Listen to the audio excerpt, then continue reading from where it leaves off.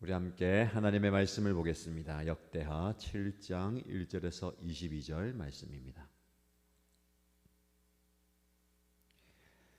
오늘 저와 여러분들이 함께 묵상할 말씀은 구약성경 역대하 7장 1절에서 22절입니다. 같이 읽겠습니다. 솔로몬이 기도를 마치니 하늘에서 불이 내려와 번제물과 제물들을 살라버렸고 주님의 영광이 그 성전에 가득 찼다. 주님의 영광이 주님의 성전에 가득 찼으므로 제사장들도 주님의 성전으로 들어갈 수가 없었다. 이렇게 불이 내리는 것과 주님의 영광이 성전에 가득 찬 것을 보고 이스라엘 모든 자손은 돌을 깎아 포장한 광장에 엎드려 경배하며 주님께 감사하여 이르기를 주님은 선하시다. 그 인자하심이 영원하다 하였다. 이렇게 한 다음에 왕과 모든 백성이 주님 앞에 제사를 드렸다. 솔로몬 왕은 소 2만 2천 마리와 양 12만 마리를 제물로 바쳤다. 이와 같이 왕과 모든 백성이 하나님의 성전을 봉헌하였다. 그때 제사장들은 직분에 따라 제각기 자기 자리에 섰고 레위 사람들도 주님을 찬양하는 악기를 잡고 섰다. 이 악기는 다윗 왕이 레위 사람들을 시켜 주님의 인자하심이 영원함을 감사하게 하려고 만든 것이었다. 제사장들이 레위 사람들 맞은편에 서서 나팔을 부는 동안에 온 이스라엘은 서서 있었다. 솔로몬은 자기가 만든 놋제단에 그 많은 번제물과 곡식제물과 기름기를 다 바칠 수가 없어서 주님의 성전 앞들 한가운데를 거룩하게 구별하고 거기에서 번제물과 화목제의 기름기를 드렸다. 그때 또 솔로몬은 이래 동안 절기를 지켰는데 하맛 어귀에서부터 이집트 접경을 흐르는 강에까지 이르는 넓은 지역에 사는 대단히 큰 회중인 온 이스라엘이 그와 함께 모였다. 첫 이래 동안은 제단을 봉헌하였고 둘째 이래 동안은 절기를 지켰다. 그리고 여덟째 되는 날 마감 성회를 열었다. 왕이 백성들을 그들의 장막으로 돌려보낸 것은 일곱째 달 23일이었다. 백성은 주님께서 다윗과 솔로몬과 주님의 백성 이스라엘에게 내리신 은혜 때문에 진심으로 기뻐하며 흐뭇한 마음으로 돌아갔다. 솔로몬은 주님의 성전과 왕궁을 다 짓고 주님의 성전과 그의 왕궁에 대하여 그가 마음속으로 하고자 한 모든 것을 성공적으로 다 이루었다. 그때 주님께서 밤에 솔로몬에게 나타나셔서 말씀하셨다. 내가 이제 내 기도를 듣고 이곳을 택하여 내가 제사를 받는 성전으로 삼았다.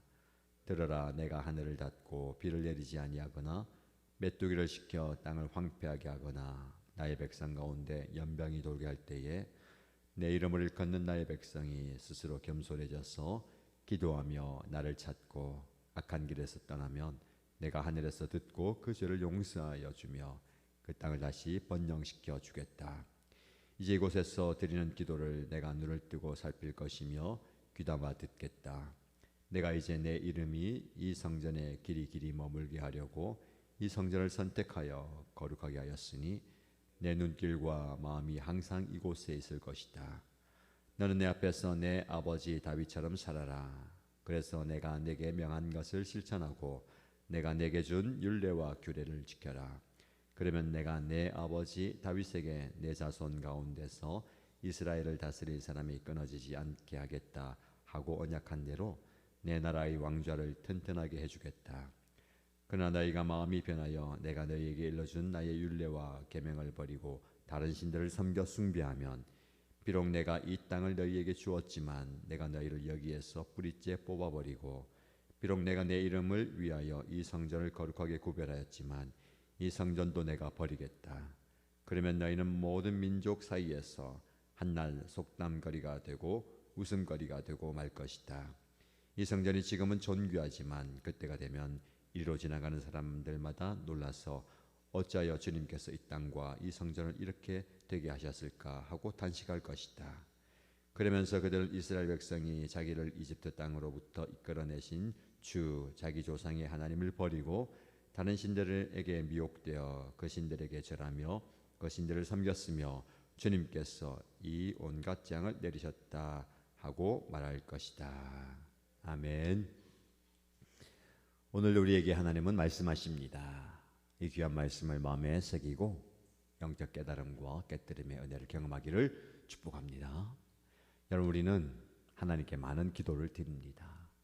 어제도 우리가 솔로몬의 봉헌 기도의 내용을 살펴보면서 기도해야 할 것에 대해서 묵상해 보았습니다. 우리가 많은 기도를 하나님께 드리지만 그런데 때로는 하나님의 응답이 없는 것 같아서 낙심될 때가 있습니다. 하나님은 여전히 침묵하시는 것 같고 묵묵부답인 것 같을 때 말입니다. 그러나 여러분 분명히 기억하십시오. 하나님은 침묵하시는 분이 아니라 언제나 응답하시는 분입니다. 다만 그 응답이 우리의 기대와 다른 때에 그리고 다른 방식으로 우리에게 임할 수가 있습니다. 솔로몬은 7년에 걸쳐서 성전을 아름답게 지어서 하나님께 바쳐드리는 봉헌식을 끝냈습니다. 그 순간 하나님께 간절히 기도했죠. 근데 여기 6장에 나와 있습니다. 그리고 오늘 7장에는 하나님께 올려드린 그 기도에 하나님이 응답하시는 내용이 나옵니다. 이 말씀을 통해서 하나님의 응답이 어떻게 이루어지는지 그리고 우리가 어떻게 그 응답을 받아들여야 하는지에 대해서 함께 묵상해 보겠습니다. 먼저 1절에서 3절에 보면 하나님의 즉각적인 응답이 나옵니다. 솔로몬의 기도가 끝나자 하나님의 응답은 즉각 임합니다.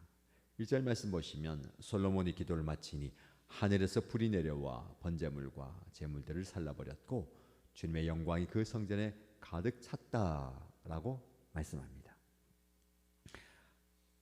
하늘에서 불이 내려와서 제물을 태웁니다. 그리고 하나님의 영광이 성전에 가득 찼다.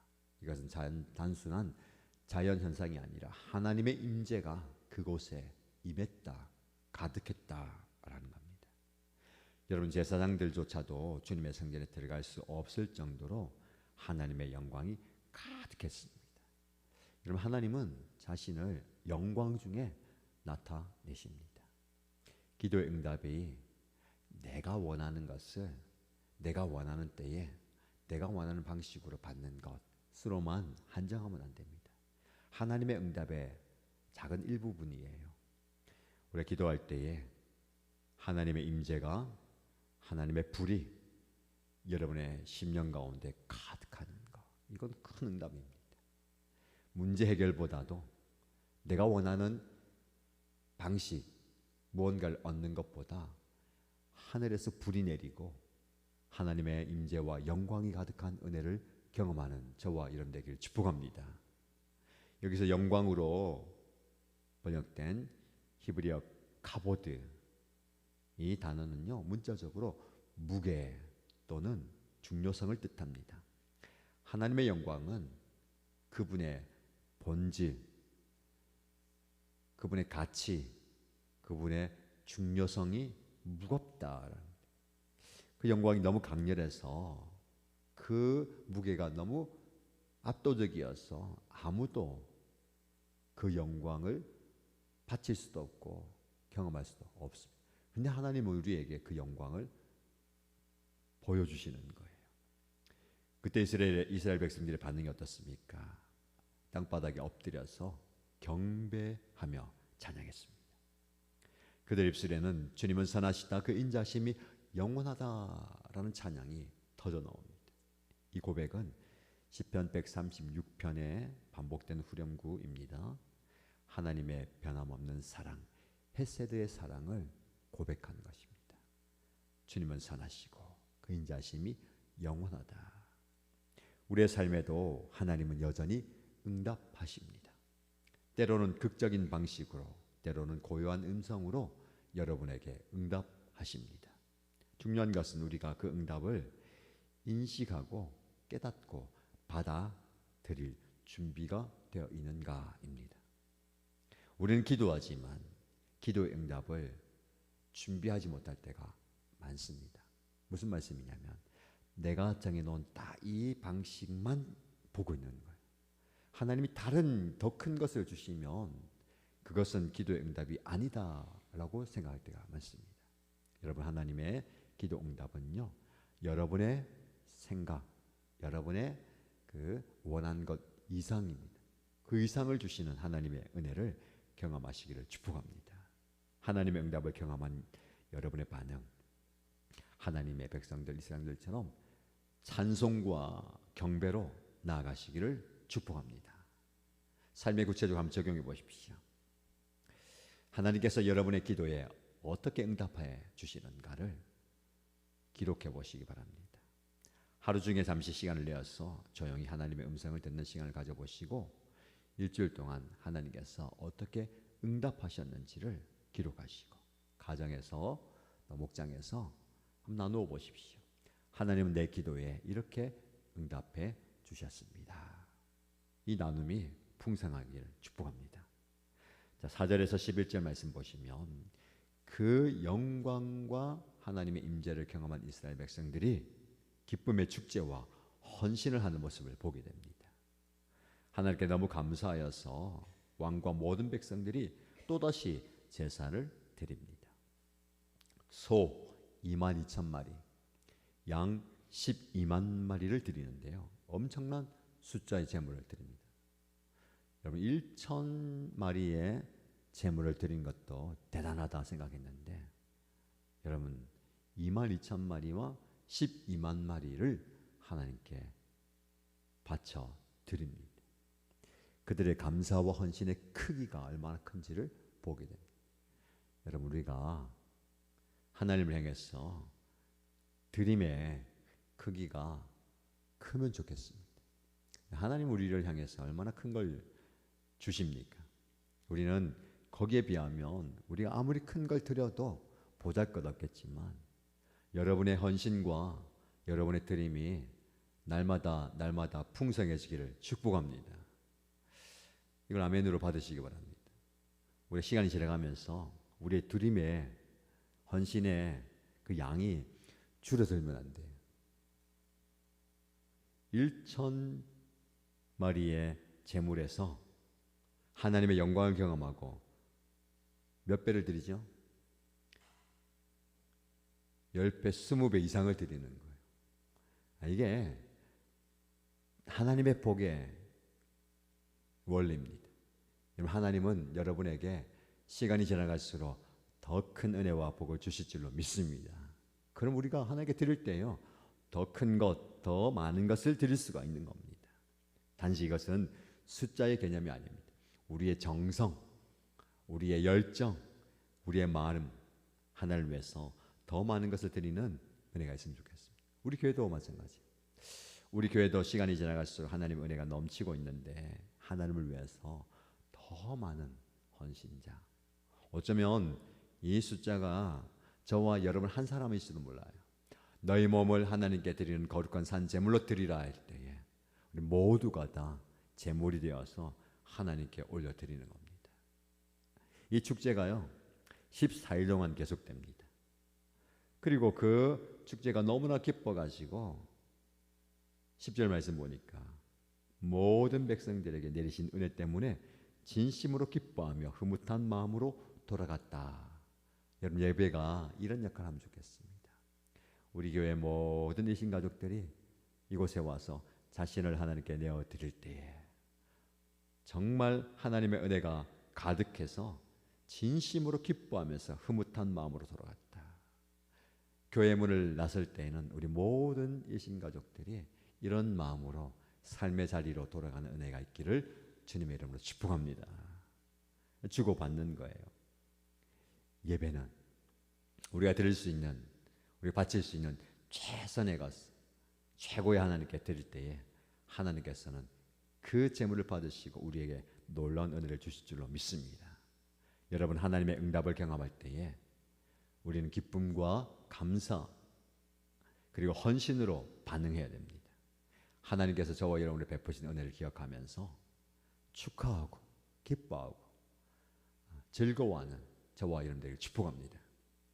12절에서 22절 말씀을 보시면 하나님의 약속과 경고가 나옵니다.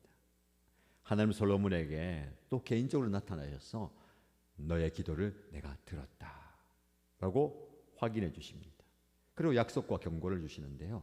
13절과 14절 말씀 우리에게 익숙한 구절입니다. 들으라, 내가 하늘을 닫고 비를 내리지 아니하거나 메뚜기를 시켜 땅을 황폐하게 하거나 나의 백성 가운데 연병이 돌게 할 때에 내 이름으로 일컫는 나의 백성이 스스로 겸손해져서 기도하며 나를 찾고 악한 길에서 떠나면 내가 하늘에서 듣고 그 죄를 용서하여 주며 그 땅을 다시 번영시켜 주겠다.